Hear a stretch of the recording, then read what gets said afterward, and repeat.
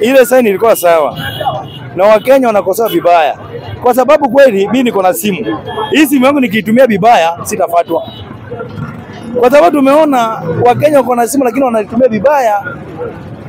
Vijana wanatumia vibaya. Kwa sababu kama utachora kama mtoto wa Raila bila hizi zile picha zilikuwa zimewekwa kwa mtandao, hiyo sio vizuri. Mtu anaomboleza baba yake, alafu mnachukua media sasa unamuongeza machungu na ulemavu.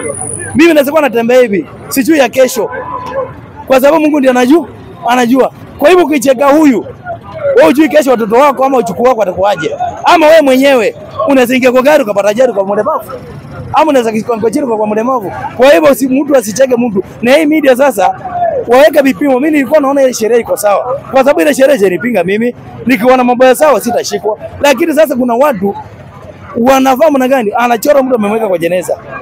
Na yule mtu ako hai. Hiyo ni ukweli? Hiyo sio ukweli.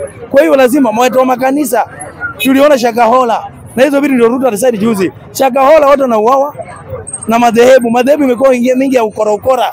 Kwa hivyo madhehebu inajua kuna sheria inafanya tu kwa sababu inajua nini, hakuna mahali watapelekwa. Lakini ukijua kuna sheria, ukiruka hapa utapelekwa hapa, utaogopa. Kwa hivyo ile sheria iko sawa, lakini Wakenya vile tu wamezoea siasa, kila kitu siasa, ndio wengi wanafuata ile upepo. Lakini mimi yangu ile sheria iko sawa.